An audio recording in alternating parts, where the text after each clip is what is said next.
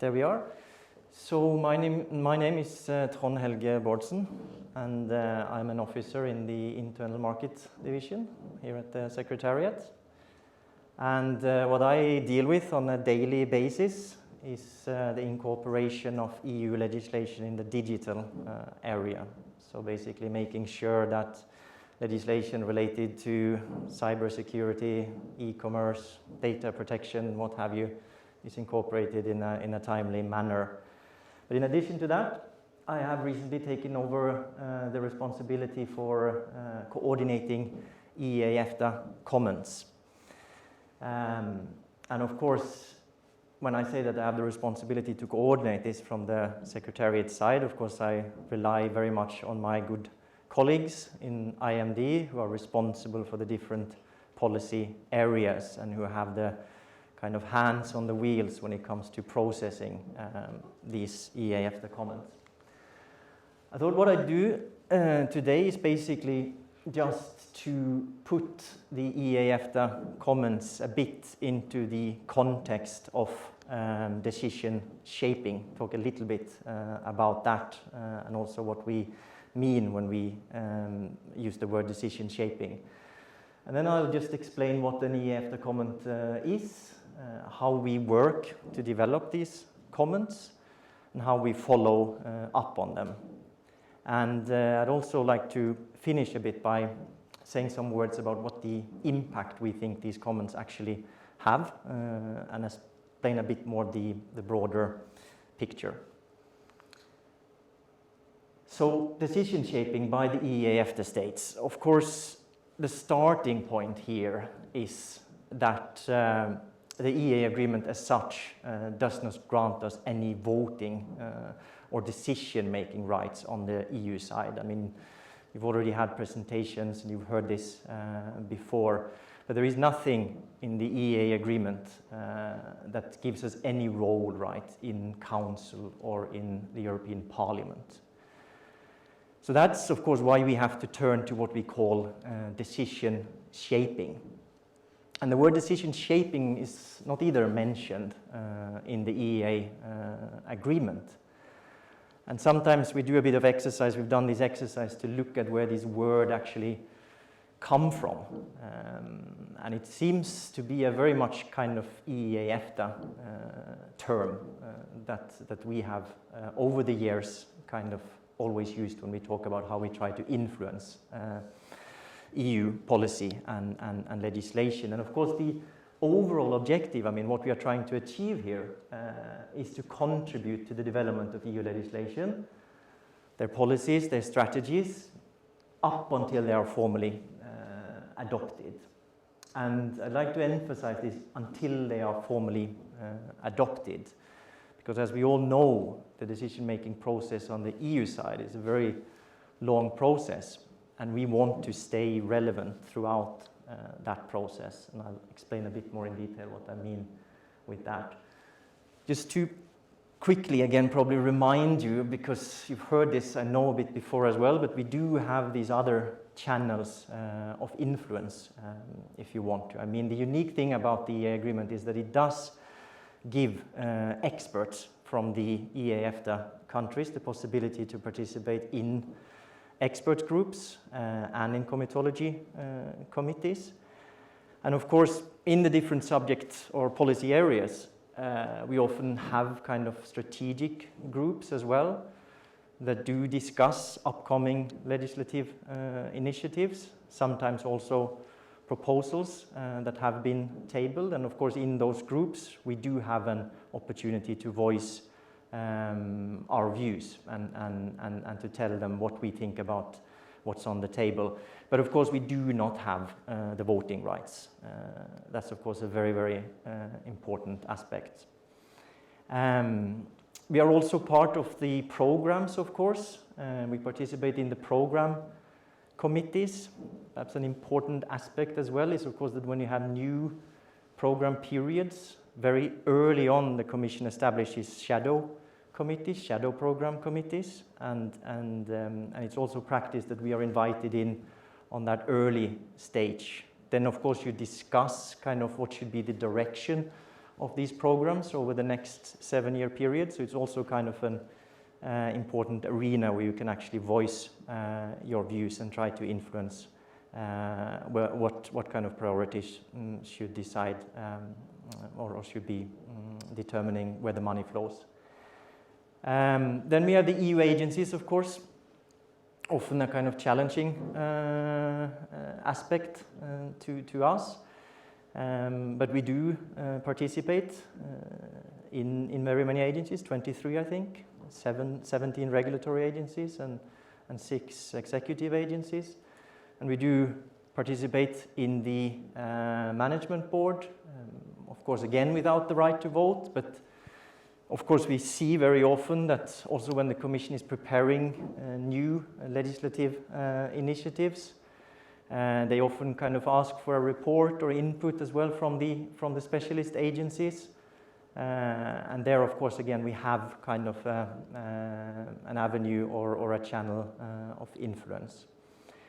And I think also Marit earlier this morning, she mentioned seconded national experts. I didn't put it here on my slide, but I've been a seconded national expert myself in the Commission.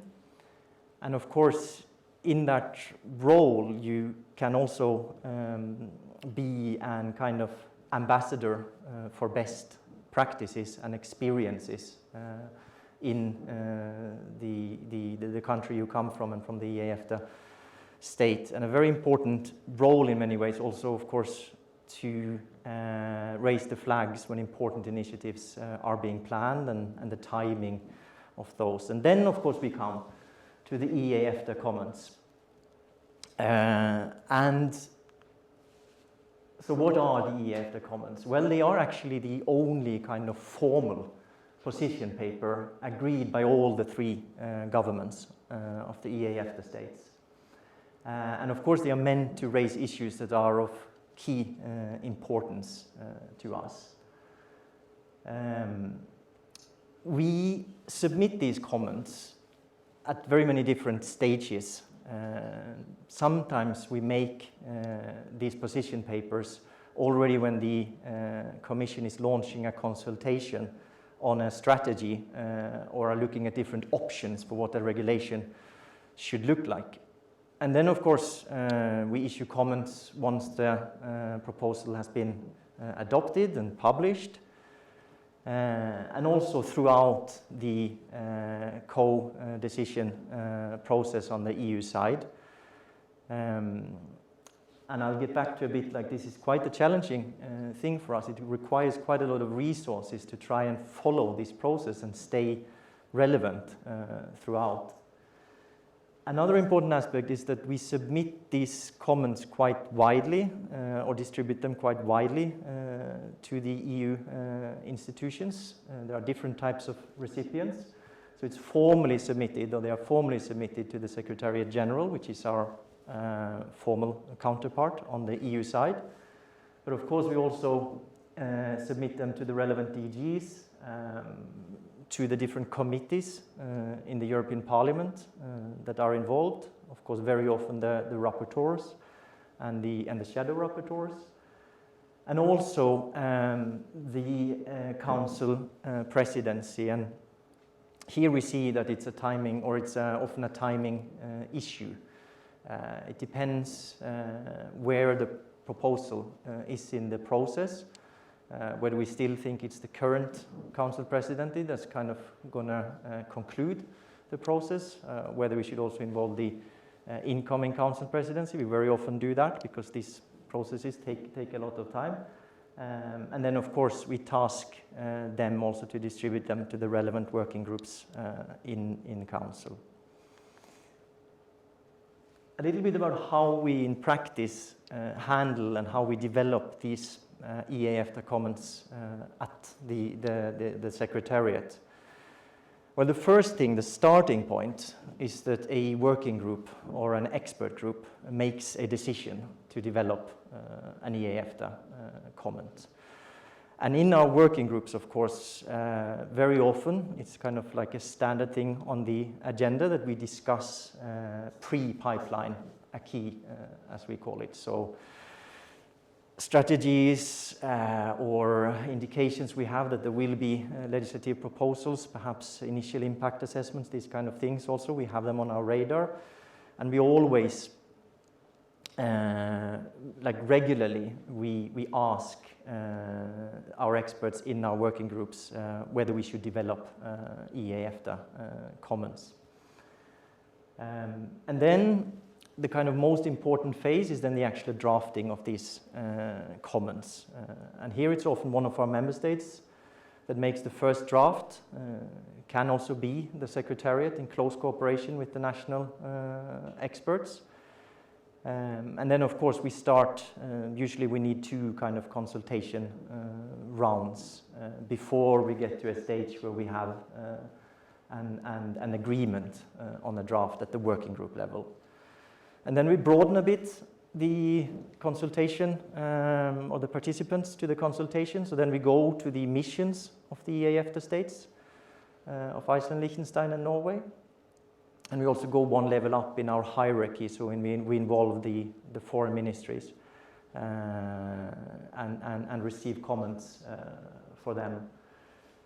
Once we have kind of approval by what we call the heads of delegations of the relevant subcommittee, so the level above the working group that are responsible for that policy area, then we go to the standing committee and seek the formal approval. And there's always a bit of hectic activity there towards the end. There's like 24-hour tacit approval deadline for the standing committee or the ambassadors then to approve of the final comment. And then we submit it to the EU side with the letter from the chair of the standing committee. It's quite a long process. This is a very kind of short version of it. We have really detailed guidelines, different deadlines for how we conduct this process. And a challenging aspect of this is that we at the same time need to kind of keep an eye on what's happening on the EU side. Because if there are particular aspects, for instance, of a legal proposal that we'd like to change, perhaps if we propose, have drafting suggestions, a particular article, for instance, a wording that we want to try to change, we need to kind of fit it in with the process on the EU side. And this is something we have a lot of focus on, what we'd like to focus even more on going forward, because we do know, for instance, an aspect of this, how important it can be, for instance, to know in what direction the text is going in the Council and in the Parliament. And of course, we know that if we see, for instance, in a Council draft compromise proposal, for instance, or in draft reports in the Parliament, they are kind of leaning towards our side, then it's much more important, of course, to try and build on that and kind of perhaps also adjust our position. This is challenging. It requires quite a lot of resources, but it's very important, of course, to try and maximize the input or the impact that these comments can have. A bit about how we then follow up on these comments. Formally, it happens with one representative from the Commission, usually comes to our working group meeting or the expert group, and kind of explains their response, their take on it, their feeling as well, where this is going perhaps during the co-legislation process, and we can have a dialogue based on the position paper. Sometimes also bilateral meetings can be arranged, and that can also be with other institutions. I mean, my experience, we've sometimes met, for instance, with the Secretariat of a committee in Parliament to explain a bit more our position. It can also be that the missions of the EEA EFTA states agree to hold a bilateral meeting and wants to press the issue even further, and then they can have the EEA EFTA comment with them into that meeting. And of course in the working group as well, our aim is to try and follow this and perhaps also think whether we should actually adjust some of our position or even manage to submit a follow-up comment, of course, if that's possible. But this is the kind of formal process, how this dialogue then, which we are trying to establish with the EU side, works. But I think it's also very important to place this context also a bit more in the wider context. And by that I mean that they are also an important tool for us to continue an active dialogue with the EU side, and also to kind of open up discussions on new initiatives. If we are relevant, if we show that we have important experiences, if we can contribute to how legislation can be approved on the EU side, we are a credible partner to the EU. And then, of course, it makes us also a relevant partner when we are discussing other proposals, other initiatives from the EU side. So we often see that if we have had a comment in a specific field, for instance, it can also be very, very important to start discussions on some related matters. It's always a good or a valuable resource to have. If we have issues to raise with the EU side, if we can refer also to please also see that we submitted a comment then and then on something that's related to what we want to discuss. And our experience is that the EFTA brand, if you want, or us as an intergovernmental organization working on public policy, we are quite valuable, I think, also as a partner. I mean, our views are also paid closely attention to, because we are not in the Brussels bubbles, we are not perceived as a typical lobbyist, right? In that sense. Another important aspect is that we do have 27 years of experience now implementing internal market regulation. It also means that we have useful examples, that we have useful experiences that the EU side wants to listen to. And lastly, of course, our EEA EFTA comments are also important in the sense that they create visibility around the EEA agreement and awareness of our close integration with the EU. So those are some additional aspects which I think are important when we talk about the EEA EFTA comment, how they are as an important tool to influence EU policy. Lastly, I'd just like to draw your attention to our webpage, the EFTA site, where you can actually find all the EEA EFTA comments that have been submitted throughout the years, and that of course takes us back to 1994. So we are very close, I think, to 250 position papers that have been submitted over the years.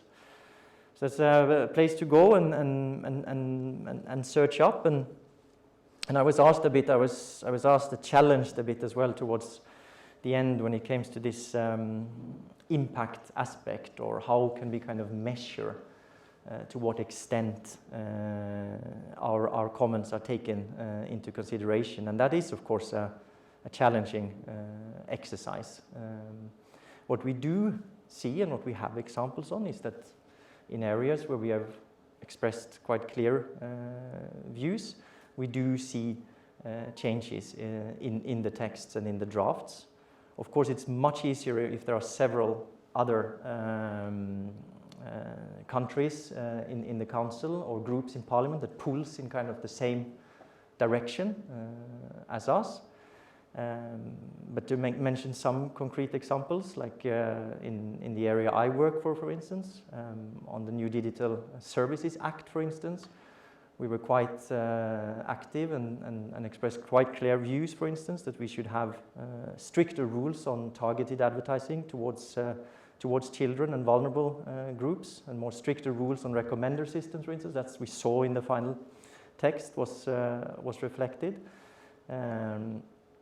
When it comes to road tax on heavy goods vehicles, for instance, the Eurovignette legislation that we also commented on, for instance, had proposals and wanted to draw the regulation in a slightly more flexible directions. There are very many concrete examples where we see that these comments actually at least reflect the final results. And then we cannot, of course, never take the full credit of this, and that's not my point, because there are very many very many actors in Brussels, of course, that want to influence the legislation. And again, to finish with that, again, the importance then of trying to actually also spend time on mapping who thinks what on the different proposals, and where can we also find allies in this context. So I think that was actually my last slide, and I know there are some handouts as well, some very nice brochures that are being produced. I can also take you directly to our homepage and the overview of all the EEA EFTA comments we have submitted. So thank you.